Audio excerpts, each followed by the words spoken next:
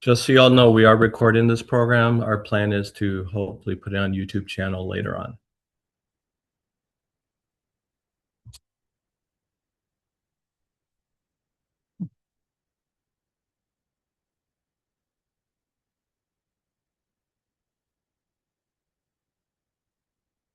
I got 11:05. Let's give it 11:06 and then we'll start.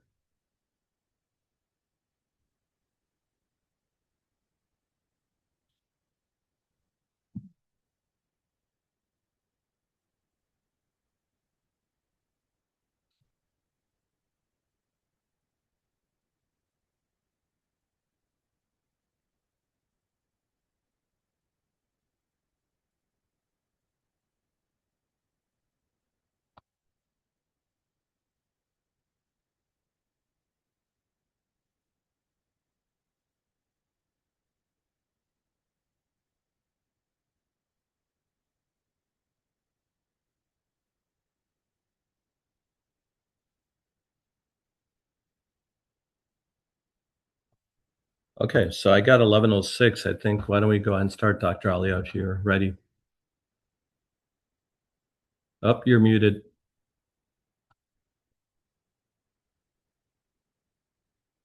Oh, maybe I have to unmute, huh? Maybe. Okay. Bushra, I got to unmute Bushra. Let me also do that. Okay, Bushra, I got you unmuted. Thank you. All right, guys, all set. Okay. Good morning, everyone, and welcome to Illinois 9th Congressional District Communities Candidates Forum.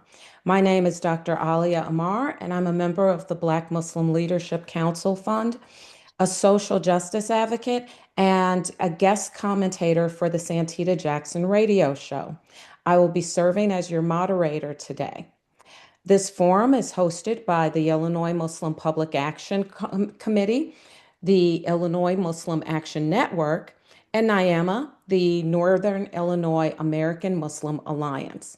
We thank these organizations for convening this important civic conversation. Today's forum features two candidates for Congress in Illinois' 9th District, Kat Abughazaleh and Bushra Amiwala. Thank you both for being here. Before we begin, I will briefly review the format and rules for today's conversation. This is a 1-hour forum. All questions have been pre-selected and agreed to by the campaigns. No new questions will be introduced, and audience comments have been disabled. Each candidate will receive equal time to answer a series of questions. I will provide cues at 1 minute remaining and 30 seconds remaining. When the time expires, I will say thank you, time. If a response continues, a final warning will be given, and after 5 seconds, the microphone will be muted. My role is strictly neutral. I may ask brief clarification follow-ups only. We will now begin with our first question as determined on the basis of a coin toss. The first candidate to speak will be Bushra Amiwala. Bushra is an activist, public servant, and elected official born in Chicago to Pakistani immigrant parents and raised in Skokie, Illinois. Bushra made history as the first Gen Z elected official in the United States by being elected to the Skokie School Board 7 years ago. Her leadership in office has ensured that thousands of children have access to a quality public education and that teachers have all of the resources that they need to provide it. More recently, Bushra has led rapid response efforts against ICE raids in coordination with local governments. Bushra has put herself through college twice, has a decade of nonprofit experience, and just wrapped up her 5-year career at Google. She is a trailblazing public servant, bridge builder, and a bold voice for underrepresented communities. Bushra, I would like to begin by asking you the first question, and you'll have 3 minutes to respond. Winning the District 9 congressional seat will require complex alliances across a broad range of communities. What groups and communities support your candidacy that differ from your own? How will you utilize these alliances without compromising the core positions of your campaign? Similarly, what role will necessary compromise play in your ability to represent District 9 comprehensively for its diverse constituency? Amazing. Thank you so much, Dr. Alia, for the question, and Ilman and all the different organizations that are represented here today. My name is Bushra Amiwala, and I currently serve on the Board of Education for Skokie School District 73 and a half. Growing up in Illinois 9, I attended the number one and number bottom ranked public schools in this community. And I open with that because Illinois' 9th Congressional District has a myriad of diversity, but our biggest diversity comes from socioeconomic diversity. We are home to the highest and lowest income earners in this state. That means from a coalition standpoint, it's making sure that the priorities of working families are at the center of every single thing that we do. Fun fact, 35% of the people that live in this district, they don't speak English as their primary language. The top three languages spoken are Spanish, Polish, and Urdu. So alhamdulillah, I'm grateful to have earned the endorsement from the Cook County Latino Democrats. 16% of our district is Hispanic and Latino, and the only Latino candidate in the race actually dropped out, and alhamdulillah has endorsed my candidacy as well. Second, about 11% of this district identifies as Assyrian. It's our Arab Christian demographic. We've been in partnership and building with Vote Assyrian for the past 9 years, and I'm grateful to have earned their support as well. And then third, we have a really vibrant Polish community. I'm the only candidate in this race that has not only translated my materials in the top three languages spoken, but I've also visited the Polish Community Center in Niles, and they themselves have claimed that I'm the only candidate that has proactively reached out to introduce myself and connect with them. These bridges and coalitions that we're building is something that really can only be earned, and I'm proud to be a candidate that is relationship driven and not trying to get to know my community for the first time as a candidate, yet I have these pre-existing relationships. The last one I'll call out is the Black community. 9% of our district is Black. And I'm really proud that one of the only Black candidates in this race also has dropped out to endorse my candidacy and campaign. Unfortunately, Illinois' 9th Congressional District is redlined the same way the city of Chicago is. We have pockets of neighborhoods that have literally been split apart to ensure that representation isn't shown. And then finally, to close, 15% of this district is Asian. 2% of that being Mongolian, and 13% of that being South Asian. So I'm proud to have earned the support from the Indian, Pakistani, Bangladeshi, and from the South Asian diaspora communities, which are all pivotal communities of this region. And with 30 seconds left, the Jewish community, of course, been a strong champion with Jewish Voice for Peace in Evanston for the past 10 years since I was in high school, and I'm honored to have many of these folks as our volunteers. Thank you. Thank you. That was an excellent response, and I'm going to move us to the next question in the time remaining. Question 2 is, what is your roadmap to victory and assessment of current polling? What community bases are you counting on to help you win the race? Please elaborate on specifics with regard to campaign efforts. How many door knockings, Muslim and non-Muslim, phone banking, number of volunteers, and also, what is your anticipated upcoming financial disclosure to the FEC? Great. Amazing. Just taking notes of every part of that. So first, I'll talk about roadmap to victory, and I'll actually tie it into polling as well.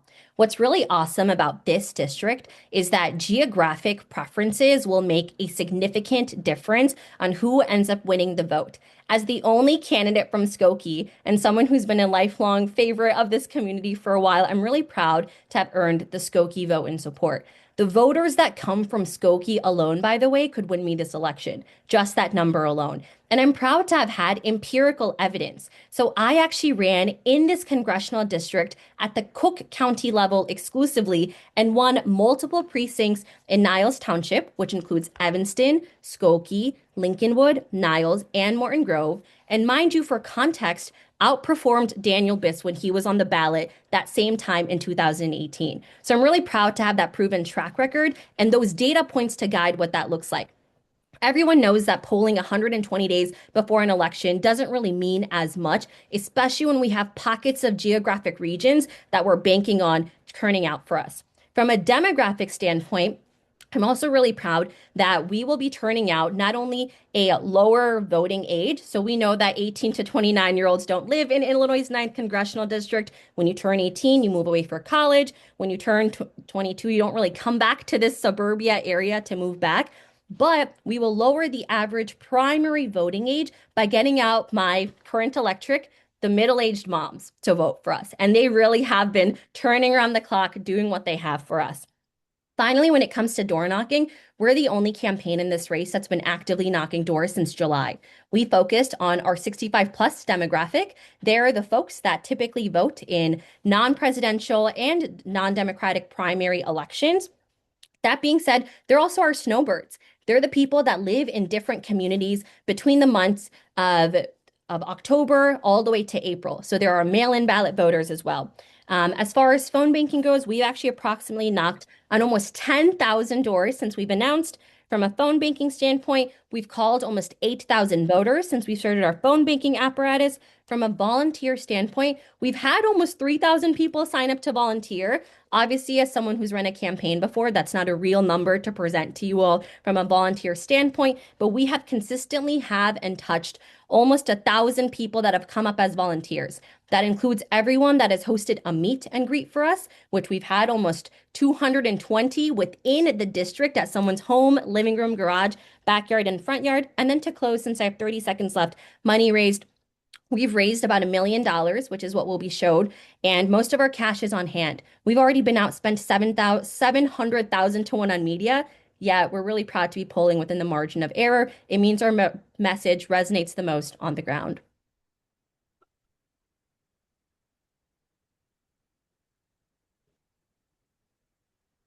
Dr. Alia, you're muted. Don't mute yourself. Unmute me. There we go. Okay. Yeah, stay unmuted. Thank you. I will try to stay unmuted. Thank you. Okay. For question 3, what are your top social justice and immigration priorities? What legislation would you introduce or support to protect constitutional rights, such as freedom of speech, the right to assemble, and due process? Yep. Great question. So, top 3 social justice priorities, particularly around immigration, would be 3 things. First, it's supporting Representative Delia Ramirez's legislation to codify DACA into constitutional legislation. It's protecting birthright citizenship. If you were born in this country, you are a birthright citizen, no questions asked. It does not matter where your parents originate from or what their documentation status looks like. The second thing is, as a daughter of immigrants, I've been on a crusade to rewrite the immigrant narrative and journey. So that's calling out people that come here on a work visa who may get laid off overnight. What happens to their path to citizenship? People who come here on a student visa who may not get employment within a year of graduation. What does their path to citizenship look like? It's reclaiming that immigrant journey and narrative and creating clear bylines, ensuring that if someone is in process of citizenship with either a work or student visa, that cannot be taken or stripped away from them based on external affairs. So it's even codifying that into law.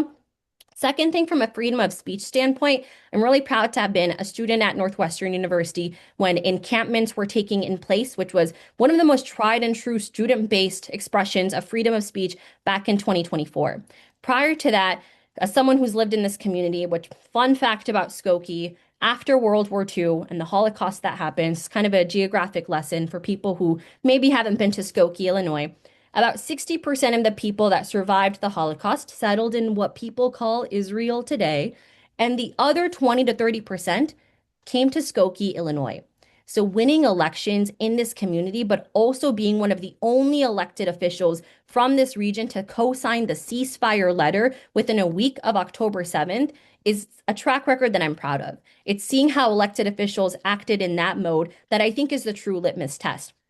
Even our own Congresswoman, when we hosted our annual Ramadan iftar and withheld the microphone for her, called for a ceasefire in anticipation of that event. And we're really proud to have organized in partnership with community groups and coalitions to have had that proven active work done. And then finally, it's repealing the Patriot Act. Muslims have been surveilled in this country far before 9/11, and 9/11 was used as a justifying point to keep continuing that type of action. And we know that minority groups and communities of color have consistently been under watchdogs of this country, and that is something that not only should be illegal, but second, our immigrant data and facial recognition data is not for sale, and I would be opposed to any measures that would try to push that into approach.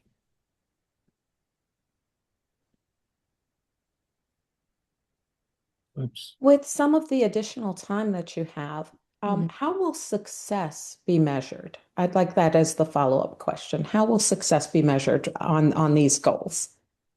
Success would be measured on bringing others along to be co-sponsors with pieces of legislation. As one of 435 members of the House, that truly is how success gets measured. It's how many people can you get to co-sponsor legislation with you to ultimately get passed through the House and the Senate and eventually have that bill be written into law by our executive branch and whoever the president is at the time. Those are some of the most tangible ways to see stuff like this measured. In addition to that, I would also think that anytime that we see dreamers in our country earn legal status, to me, that's actually a tangible metric that can be measured that I would be very proud to track and see. Thank you very much. The next question is, in light of the ongoing genocide of the Palestinian people and illegal occupation of their lands, what policy initiatives would you propose? So, first would be a proactive and a reactive policy approach.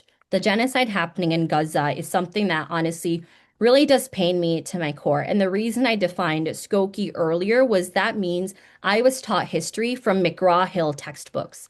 That is the way that students in Illinois 9 have been taught history, where the geographic region of Palestine was not mentioned once in that textbook. That is what we're up against from a curricular and educational standpoint, first and foremost. So I would first, at the federal level, the federal contract that the US government has with McGraw-Hill from an education standpoint, abolish that contract and ensure that we have equitable sources of history taught to our students, first and foremost. The second thing would be it is the burden and the responsibility of the United States, of Israel, and other partnering regions that have caused and paid for the genocide and destruction of Palestinian lands to pay for the reparations of that community. End of story. Like, end of story. Every single penny that the United States has profited off, in addition to our state government that is invested in Israeli bonds, every single dime of that needs to go back to build the Palestinian region and communities for Palestine. End of story. The third thing is a blockade of any arms embargo to be given to Israel from our taxpayer dollar. It absolutely should be an arms embargo. There's no such thing as an offensive or a defensive weapon. It's no further aid at all, point blank period, to Israel. And really what I'm proud of with these three policy standpoints is I had an interview with the Jewish United Fund just about a month ago. They asked me the same question. I answered it in the exact same way. And I opened with, you might not agree with anything I'm about to say, but I hope you can see integrity as I'm not changing my answers based on who the audience in the room is. And that is actually how we should measure integrity from our candidates and elected officials, not just for this seat, but every single seat we cast our votes for come March. Thank you. Continuing, what are your thoughts on President Trump's foreign policies, and what would you do differently, specifically with regard to Venezuela, Sudan, Nigeria, Somalia, Ukraine? Take your pick. I know. It's actually atrocious. So, first, it would be upholding Leahy Law, which essentially means within our United States Constitution, any country that is in violation of humanitarian law cannot get a penny from us. That includes Israel's occupation of Palestine, that includes the UAE's occupation of Sudan, that includes our unconstitutional honestly occupation of Venezuela. Now, in that context, if Leahy law that actually is written into law is upheld in that way, it's a clear-cut way that stands out how this should be done. That calls out what's happening in Congo as well. And in that same definition, Ukraine technically is eligible to receive humanitarian aid because Russia is actually what is in violation of humanitarian law. So that is actually such a clear-cut definition that it's really unfortunate that it's our country is abolishing in this way, but it is the members of Congress that are in charge. So when the United States invaded Venezuela yesterday, I was the only candidate that brought it back to Iran because just 3 months ago, we also unconstitutionally bombed Iran.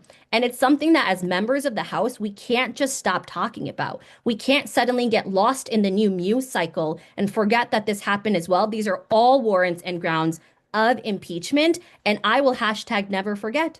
I will keep calling out every single example that this has come up, not just be lost in the new news cycle way. I mean, our military has failed to protect civilians in Kashmir and Sudan with their genocide and violence worsening every single day. And it's clear that this administration does not care about Black and brown bodies and communities of color. But I'm proud to be a candidate and elected official who will partner with coalitions to ensure that those voices do not go silenced the way that they choose to have so. Thank you. Moving forward to question number 6. What is your economic plan to address affordability issues for District 9 families? Please elaborate with reference to the economic diversity of the district. Of course. So first and foremost, repealing the tariffs. It's that simple. Tariffs are an additional tax that is placed on every single Americans, and corporations are just passing it on to that person to pay an additional lump sum that the United States isn't even benefiting from. Repeal the tariffs first and foremost. We're seeing goods, gas, and groceries get far more expensive every single day, and the tariffs adding on to that is something that is significantly burdensome to communities in this district. The reason I called out the socioeconomic diversity of this community means that a one-size-fits-all policy won't even work in this congressional district. The second thing from an economic policy standpoint is to close billionaire loopholes when it comes to philanthropy. So when philanthropy loopholes were created, as a billionaire, you can put all of your money in a tax-deductible philanthropic for good fund, which is great. But we see these people not pay taxes on that money and live their lifestyles in that way. Those should be closed, and there should be a cap, an annual cap to how much money one can give in good and philanthropy from a taxable income earning standpoint. The third thing we see that our tax code is so far broken. I mean, for me, as someone who grew up in this family and working class background, and my family moved to Skokie, every single year the question were these property taxes. Like, gosh, these property taxes are so expensive. And I've written a piece of legislation called the Books Not Bombs Act, which essentially is a transfer of wealth. It takes 1% of our defense budget, and it leads to a 10% increase in public funding at the federal level for education, which alleviates the burden off of property taxpayers, renters, and homeowners to save thousands of dollars a year annually. The last thing when it comes to education, I will do everything in my power to not only forgive the student debt and make public universities tuition free. We're home to the #1 community college in the state, Oakton Community College. And even community college is no longer an affordable option. As someone who's attended these schools, that pains me and that causes fear, because coming back to education as that thread line, there is a reason why this administration does not want a generation of critical thinkers and people who can read beyond the headline. That is how they're going to push our administration forward, by making education less accessible. The last thing, I know this isn't a question that comes up, but oftentimes I'll get asked about Muslim issues and what I'll do to champion Muslim issues.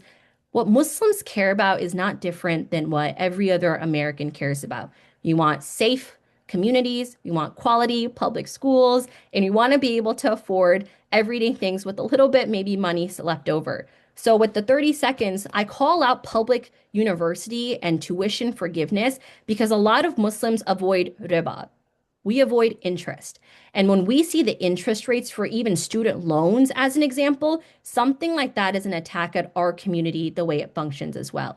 That, in my opinion, is a real Muslim issue that I haven't heard candidates talk about, that I think, from an economic justice standpoint, needs to continuously be called out in a way that works best for all communities.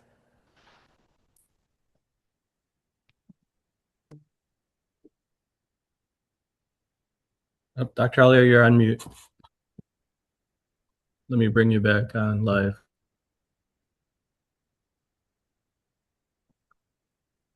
Okay, that should work. Okay, sorry about that. I had to cough for a second. I didn't want to interrupt Bushra. Okay. We are down to our last question for you. Bushra, please answer the following. Many issues generate strong moral conviction, but governing requires translating values into law. Please name one policy you would prioritize, explain the legal or budgetary constraints involved, and describe how you would realistically build support to move it forward in Congress. Thank you for the question. For me, it's Medicare for all. It's a single payer universal healthcare model that exists in every industrialized country in the world. From the 33 industrialized countries in the world, 32 of them have this universal single payer healthcare model, except for us, because corporate insurance is the second largest lobbying group that buys our candidates and elected officials on both sides of the aisle. So right now we have individuals, we have public institutions, so think my school board as an example, and private corporations. So I worked at Google, think about Googlers, all that pay in to a private for-profit corporate insurance model. In every other country, what they do is it's a redistribution and reallocation of that investment that now doesn't separate it as Medicare A, B, C, D. There's one single funded healthcare model that exists for every single person in this country to have access to care. From a legal standpoint, it's incredibly innovative, simple, practical, and there's a reason why it's done in every modern country in this world. So sometimes people will say, won't my taxes go up? In theory, yes. Your income tax will go up by 1 to 2 percentage points, but now the 20% that you're paying into your private healthcare no longer exists. So it's a redistribution of less. It's economically effective. You actually end up saving money, and now you have expanded care. So now when you have a pharmaceutical benefit manager that has to sign off and approve on every medication that's required beyond the top 10, and they profit off of those medications as well, that no longer exists either. This is the mode that there's a reason why the top countries exist in this way. And from a legal standpoint and a practicality standpoint, the first time Senator Sanders has introduced legislation on Medicare for all, he had just a couple of co-sponsors in the House, maybe two when he first started. For context, that was 8 years ago. Now he has an upwards of 40, and I would be number 41. And that truly is how it works. And the lack of even mental health care in our country, it's led to an epidemic that has had devastating results. 1 in 4 Americans have a diagnosable mental health condition, and in my generation, it's 1 in 2 people. The fact that mental health care has not even been codified in a public option is a reason why we see private prisons existing the way that they do. This medical shortage in our country is artificial and it's hurting people with diagnosable conditions every single day. And it's a result of price gouging and lobbyist efforts from the pharma and insurance industry. So whoever represents this district next, it cannot be someone who accepts a dime of campaign funding from any of those different organizations. Well, thank you very much for answering these questions. We will ask you to remain available to us for closing remarks at the end, but we'll now introduce Kat Abughazaleh and ask her the same series of questions. Thank you very much, Bushra Ammar. Actually, Alia, I think we'll do her closing remarks right now. You want to do the closing now? Yeah, so then she Okay. doesn't have to hang around and wait for all that. Not a problem. Okay, please take the floor for your closing remarks. Awesome. Do I have about a minute for those or two? 2 minutes. We Close. have extra time. Go ahead, 2 minutes. Okay, awesome. Well, first, thank you all so much for joining today. I think a group of all of you on a Sunday morning on Zoom listening to candidates is the best form of civic engagement I could have ever asked for. The very first time I ran for public office was in March of 2017, 3 months after Trump was inaugurated as our president. And that was before any of these organizations represented today, by the way, their inception had begun. This was before our two Muslim women were elected to Congress at the time. And I'm really proud of how far our community has come to make it possible for a candidate like me from a working family who has been born and raised in this district, served public office in this community, has a clear path to victory in getting elected just by my own hometown alone. We have the empirical evidence that prove it from my previous races at the county level, and I'm really proud of what we pulled together. I tell people, knock on doors with me. If you don't want to knock on doors with me, call people for me. If you don't want to call people for me, text people for me. If you don't want to text people for me, write postcards to voters for me. And again, speaking of that middle-aged mom demographic, we've had almost 10,000 postcards that demographic has written for us already. Because mail, if it's this glossy piece, you'll throw it away, you won't look at it. But mail is cool again, especially if it's handwritten mail. So really, I want to close with the enthusiasm and excitement and the honor and privilege it is to represent this community. I don't take that lightly. Again, my top three priorities were Medicare for all, supporting immigration, and education. If there's anything that I missed that was not addressed, my website is bushraforcongress.com. You're welcome to send us questions through there. If you're Mubin sending hate emojis, you can put them through there as well. I appreciate all of you that were listening in a really respectful manner. Know that adab and that class is what our community is known for. Thank you very much. Thank you. And we are now going to bring our Yeah. next Kat candidate. is waiting. Bushra, thank you for joining us. I really appreciate the time and the answers were great. You were on time, which was even a bonus. So thank you. Thank you all. Take care. Assalamu alaikum. You're so welcome. Walaikum salam. We're gonna bring in Kat, you guys. So here comes Kat for the second Okay. part. Same questions are gonna be asked. And as we bring Kat on, do you have her now? Yeah, let's see if I have her muted, but Okay. I'll begin her introduction as you do yeah, that, okay? please. Okay. So our next candidate is Kat Abughazaleh, and she is a grassroots congressional candidate running to represent Illinois' 9th District. A George Washington University graduate, she has spent her career exposing right-wing extremism through her work with Media Matters for America and contributions to Mother Jones and Zedio.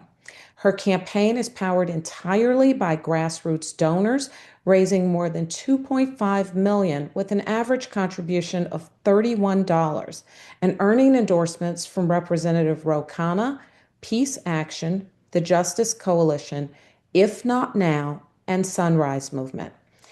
Kat is a renter and former uninsured worker running to bring a new generation of leadership to Congress. Thank you for joining us, Kat. I'll begin with the first question, which is winning District 9's congressional seat will require complex alliances across a broad range of communities. What groups and communities support your candidacy that differ from your own? How will you utilize these alliances without compromising the core positions of your campaign? Similarly, what role will necessary compromise play in your ability to represent District 9 comprehensively for its diverse constituency? Please begin. You have 3 minutes. Thank you so much. Assalamu alaikum, everyone. This is a fantastic question, and I think necessary for one of the most diverse districts in the country.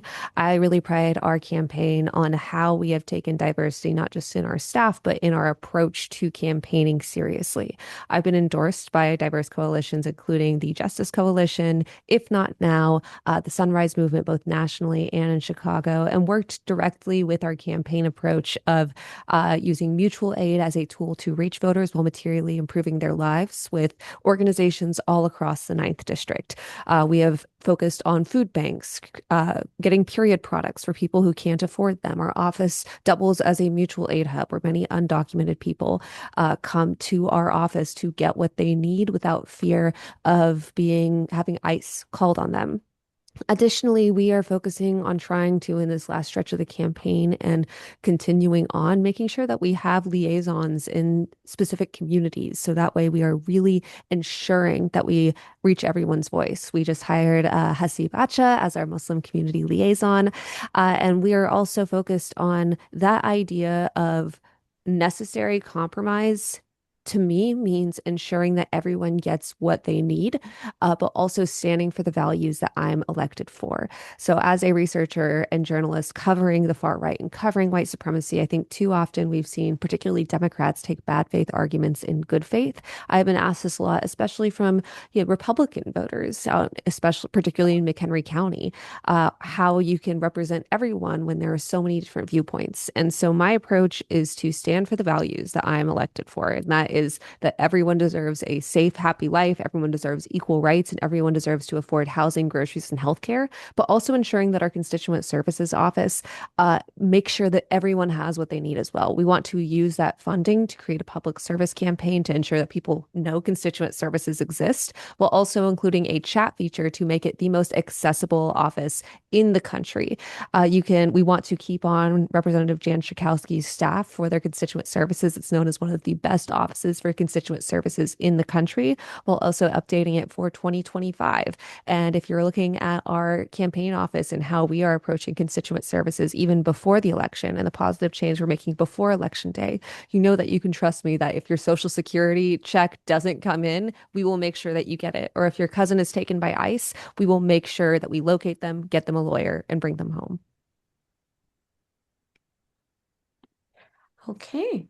Uh, are there any internal benchmarks that you would like to mention in terms of having two concrete examples of district engagement in addition to the ones you've provided? Sure. We had the most petition signatures out of anyone in this race. We had over 5,000 petition signatures, which is a really exciting. Additionally, we have more in-district donors than any other campaign. We have from last quarter, over 1,100. We don't have the most in-district money, but all that money still counts as one vote. Most of our donors are $5, $10. Our average donation is $30.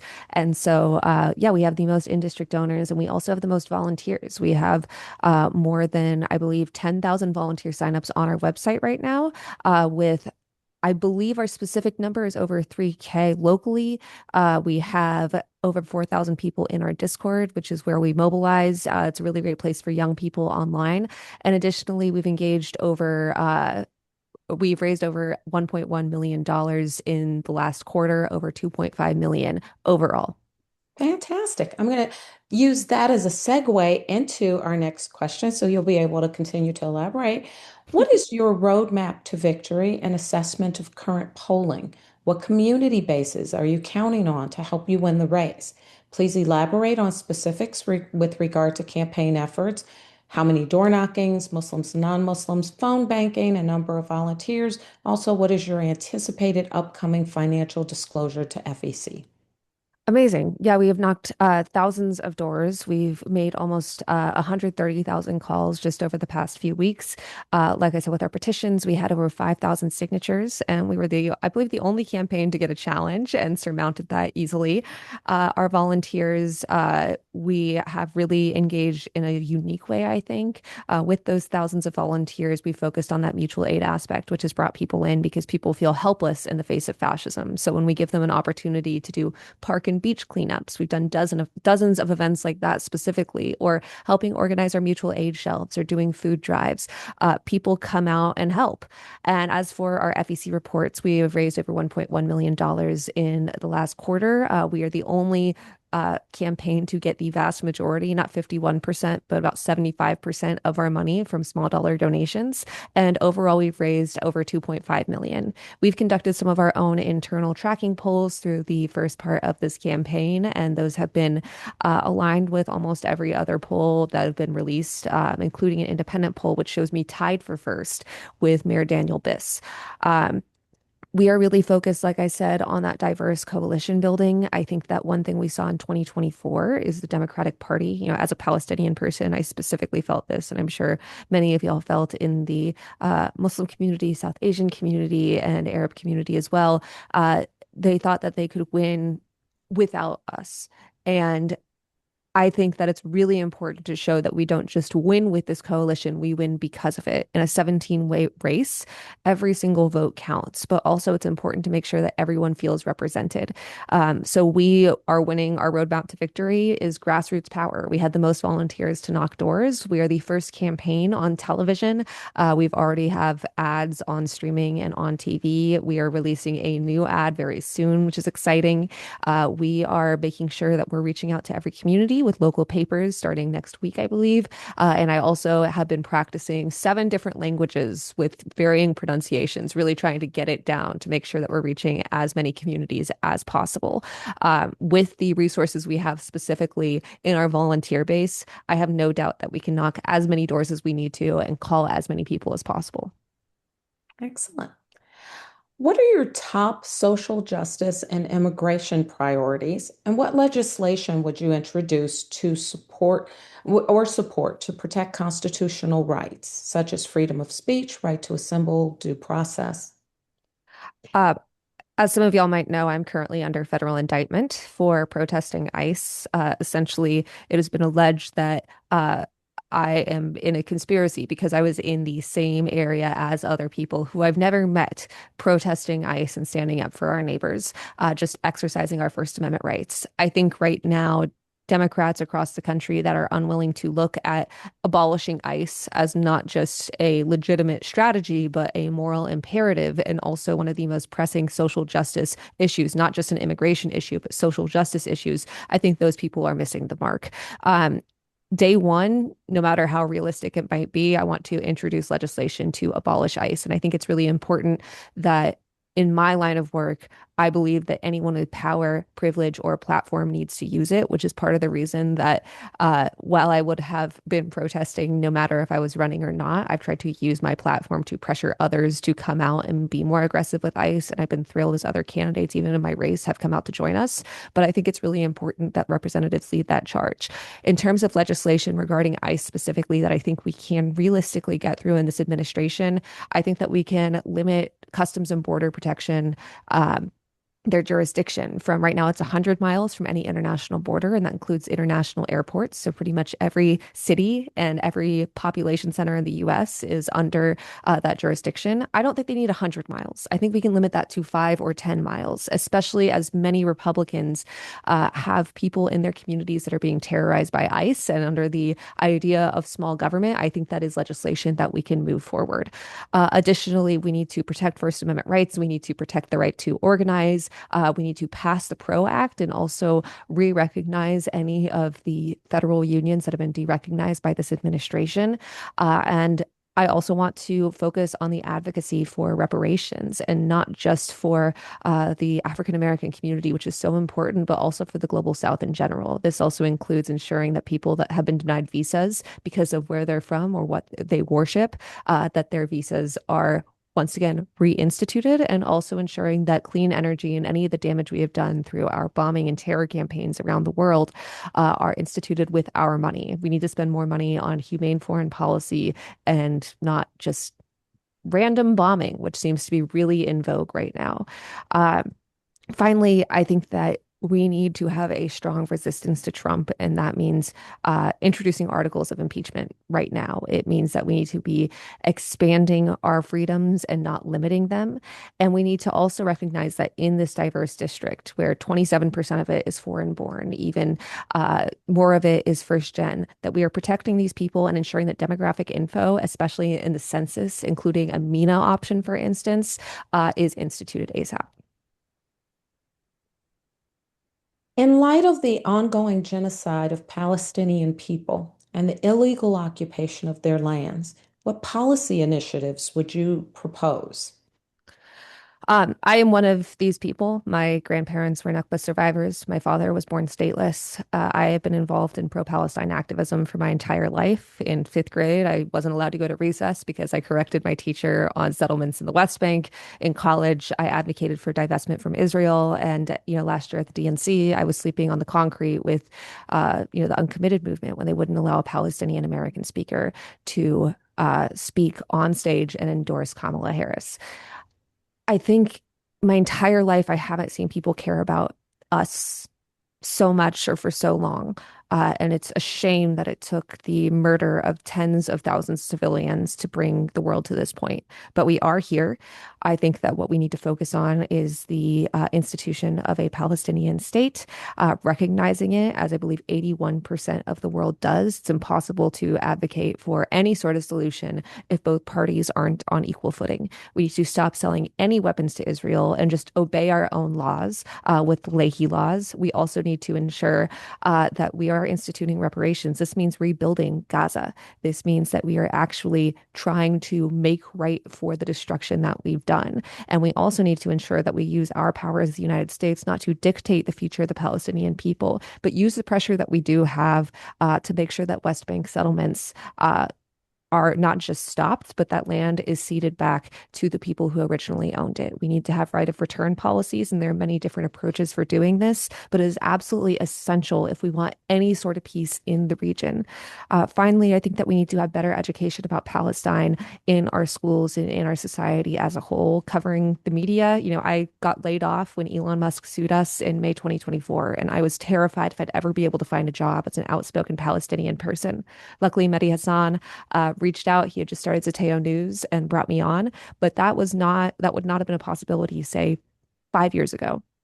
And so ensuring that our media and our education systems have clear, fair coverage of Palestinians, that was a really loud notification on my computer, of the Palestinian struggle, and ensuring that we're peace focused is really essential.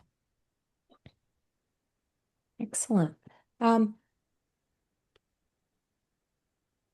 do you feel, well, what are your thoughts on President Trump's foreign policies, and what would you do differently with regard to Venezuela, Sudan, Nigeria, Somalia, Ukraine? Take your pick. I'll take all of them. I'm absolutely disgusted with this president. And, I spoke on the National Mall last month, I believe, for the citizens impeachment movement. And last 2 nights ago, I guess, I think showed once again that we need to impeach this president. This should be the moderate position. 30 years ago, lying about cheating on your wife was considered an impeachable and convictable offense. But doing a war without congressional approval, the idea that any of our representatives would see that as not as anything besides an impeachable and convictable offense is disgusting. I just really want to make that clear. I was the first candidate in this race to stand up for that, and I will continue to do so. As far as foreign policy, we need to lead with humane foreign policy. I've been endorsed by Peace Action, the largest grassroots peace network in the world. I believe that we need to be focused on public diplomacy. That was actually what a lot of my education was in. I studied extremism, atrocity, and genocide.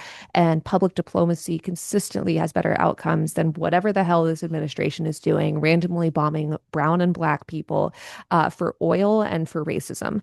I strongly condemn what this administration has been doing with regards to cozying up to dictators.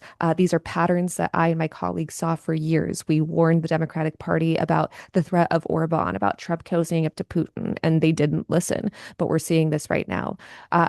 With regards to Ukraine, it is essential to stand with Ukraine, not just as our ally, but because it endangers the rest of Europe. Putin won't stop with any part of Ukraine. He wants world domination. He wants domination of Europe. Additionally, when it comes to Sudan, this is doctors that have been in Gaza say the only thing they've seen that's worse than that is what is happening to the people massacred by the RSF. And it means that we need to stop weapons sales to Qatar and to these organizations and countries that are ensuring that genocides across the country or across the world are being perpetrated. Finally, we need to stop attacking the alliances that are creating peace in the world and instead need to help lead them, show with our immense wealth and any goodwill that may be left over. Although I think it should be on us to show rather than tell that that goodwill is deserved, to stop attacking the UN, stop attacking NATO, stop attacking our allies, um, be a country that I think in the last 100 years much of the world is afraid of. And instead, we could be spending the money that we spend on bombs and on kidnapping heads of state to reinstitute programs like PEPFAR and ensuring that, we have a safer, healthier world, which also makes a safer, healthier America. Finally, we need to end the influence of fossil fuel companies in the global market by subsidizing a complete shift to green energy across the world. And I think that includes reparations, particularly to the global south, in instituting this green energy infrastructure. We are at question number 6. What is your economic plan to address affordability issues for District 9 families? Please elaborate with reference to the economic diversity of the district. Absolutely. This is so our top two issues, I always say, are anti-authoritarianism. The house is on fire, and you got to put out the fire to redo the house. And what I call basic existence, the idea that every person deserves to afford housing, groceries, and healthcare with money left over to save and spend. Because in reality, building more housing with federal incentives to work with local companies, universal healthcare, and protections against price gouging are all more effective and efficient systems than what we have now. But in terms of this administration, we're probably not going to get universal health care through. So I think it's really important to make sure that constituent services are as updated and receptive as possible, as well as working with such a lot of the organizations that we've been working with as a campaign, creating a directory of direct action and mutual aid orgs that can help. Because a lot of times when you call constituent services offices, the answer is call the city or call the state. And that's not their fault. But I think that we can update this. As far as my dream scenario here, what I want is a complete change in our tax code. First off, eliminating the companies that have forced us to give them $60 to $500 every year to do our taxes when the government could do that in the first place. But this means instituting a cost of living exemption for Americans making less than $100 million a year. And basically, what that is all of your taxes under the cost of living, which I believe right now is 32,000, you aren't taxed on that income. I'm on a payment plan to the IRS for my taxes last year. Meanwhile, Jeff Bezos is paying less in taxes on income he made sitting on his ass than the rest of us are. So we need to also be taxing wealth as well and ensuring that I've been endorsed by Patriotic Millionaires, which I jokingly say is my favorite group of class traders. They're all people with very high net worths that think that we should be taxed more, not just to pay for programs, but because of the immense power that hoarded wealth allows people, such as Elon Musk. And so taxing wealth while also instituting a cost of living exemption and more tax breaks for small businesses is really essential. And it kind of amazes me that many Democrats don't run on the idea that, yes, we can lower your taxes and still have enough money to spend on these programs that would change everyone's life and are seen as the bare minimum in so many of our peer countries. Additionally, it's becoming more and more unaffordable to live just anywhere, but especially in Chicago and the Chicagoland area, which is going to be the center of this country, not just longitudinally, but culturally, as the effects of climate change come in. We already have refugees in our own country coming from red states like mine, where I grew up, for reproductive rights and for climate change. So we need to ensure that we have the best possible system set up. And that also means our schools, ensuring that federal money is coming in for our schools and not just reliant on our extremely high property taxes. This is another way that we can pressure states, especially Illinois, to lower taxes and to use that federal money for our schools, our infrastructure, and also with these other programs, leaving more money in families' pockets to be able to spend and save. And on to our last question. Thank you for that answer. Our final question is: many issues generate strong moral conviction, but governing requires translating values into law. Please name one policy you would prioritize, explain the legal or budgetary constraints involved, and describe how you would realistically build support to move it forward in Congress. So if y'all couldn't tell, I care about a lot of stuff. I actually have the most comprehensive platform of any candidate in this race. But I do want to talk about something that realistically I think I can make progress on over the next 2 years, and that isn't talked about a lot, and that is AI regulation.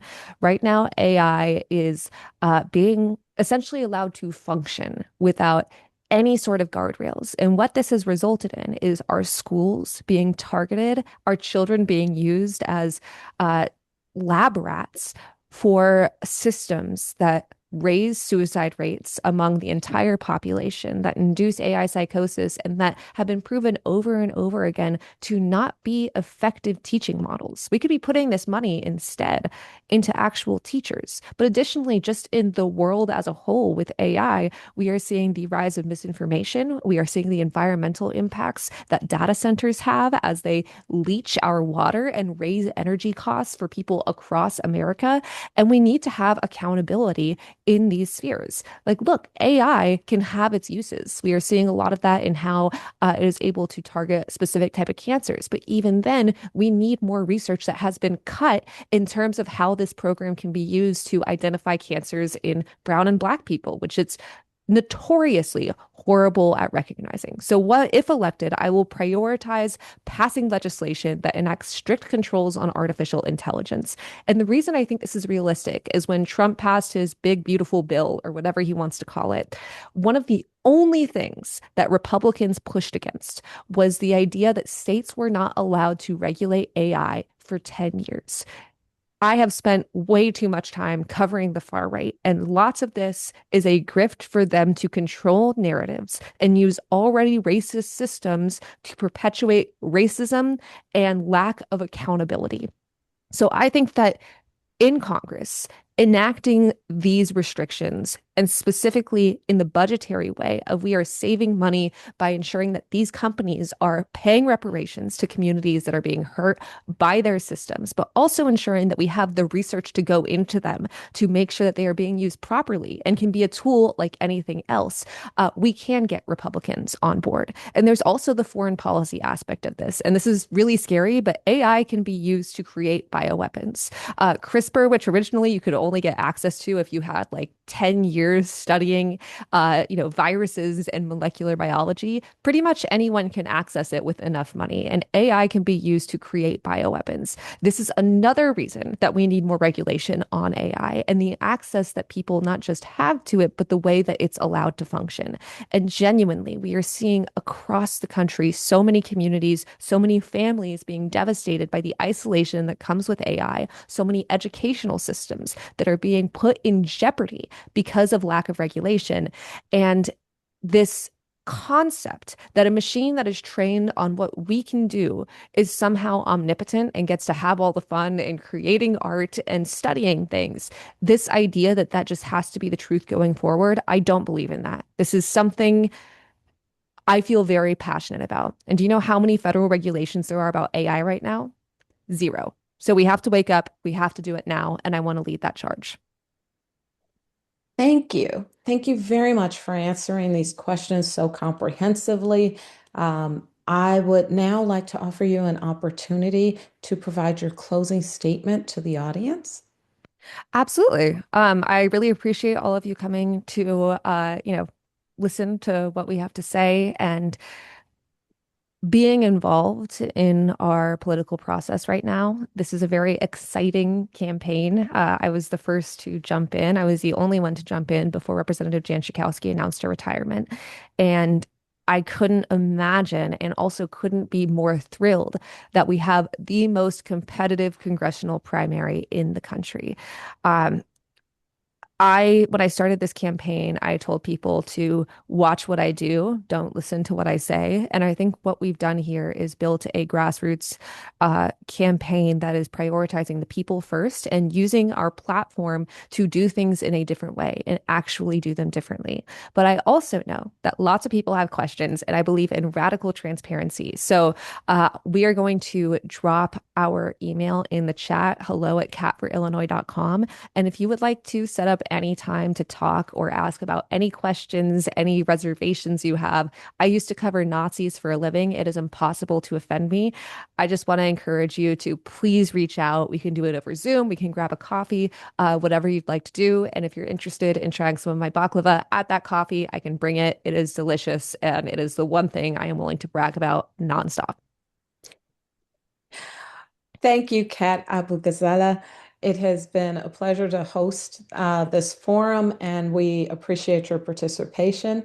I'd like to thank both candidates, Bushra Amiwala and Kat Abughazaleh, for participating, and to everyone who joined us today. Thank you for taking this time to learn more, to educate yourself about the civic process and about these candidates. We encourage all viewers to remain engaged, informed, and active in the democratic process.